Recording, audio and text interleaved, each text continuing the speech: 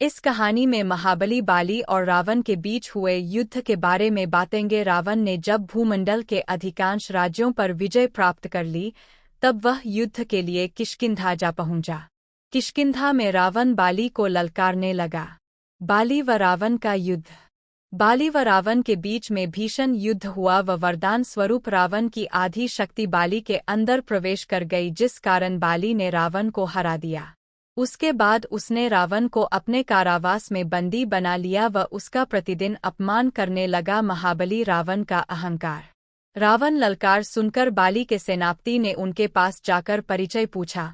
अहंकार में भस्मीभूत रावण ने कहा, मैं त्रिलोक विजेता दशानन रावण हूँ। रावण और बाली से युद्ध करना चाहता हूँ। बाली के सेनापति रावण की बात सुनकर रावण पर आक्रमण कर दिया, लेकिन अंत में रावण ने बाली के सेनापति को परास्त करके बाली का पता जान ही लिया। रावण लंका का राजा था, जो अपने पराक्रम के बल पर कई राजाओं को अपने अधीन कर चुका था। वह एक राक्षस प्रजाति का था, जिसे स्वयं भगवान से वरदान मिला था कि उसकी मृत्यु किसी देवता, असुर, राक्षस, किन्नर, गंधर्व, यक्ष, सर्प, नाग, गरुड़ इत्यादि से नहीं होगी, लेकिन उसने अपने इस वर में मानव व वानर को नहीं मांगा था। चूंकि बाली एक वानर था, इसलिए रावण की मृत्यु उसके हाथ से हो सकती थी। जहां वह संध्या वंदना कर रहे थे, फिर रावण ने बाली को ढूंढ लिया और उनके पास जाकर उन्हें युद्ध के लिए बार बार ललकारने लगा। बार बार ललकारने से बाली की पूजा में विघ्न उत्पन्न हो रहा था।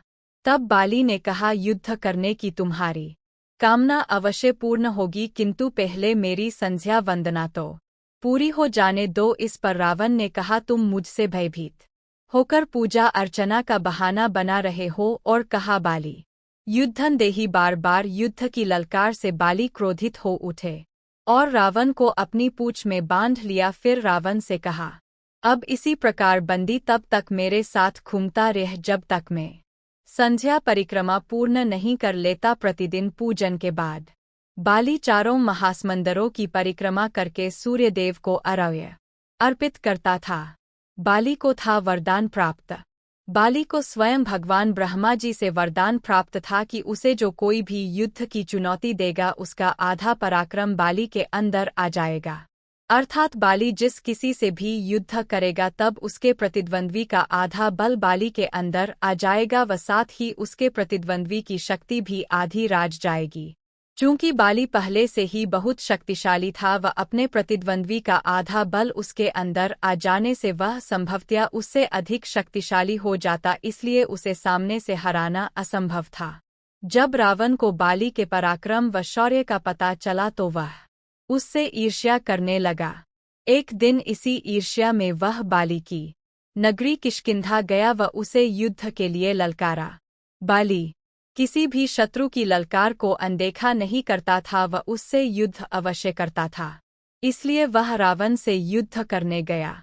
बाली प्रतिदिन सुबह किष्किंधा की चारों दिशाओं में समुद्र के चक्कर लगाकर आता था व सूर्य देव की पूजा करता था। अब वह राक्षस राजा रावण को अपनी काख में दबाकर चारों दिशाओं में घूमता व सभी के सामने उसे लज्जित करता।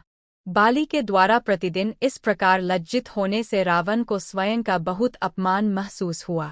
लगभग 6 माह तक बाली रावण को अपनी काख में दबाए यूं ही घूमता रहा व अंत में रावण ने बाली से क्षमा मांग ली।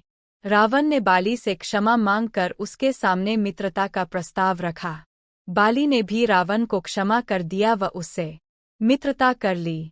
इसके बाद रावण वापस लंका चला गया व तब से लंका व किष्किंधा के बीच राजनीतिक संधि हो गई। फिर अंत में रावण ने महाबली बाली से कहा, मैंने आप जैसा वीर आज तक नहीं देखा, आप तो बलवानों के भी बलवान हो।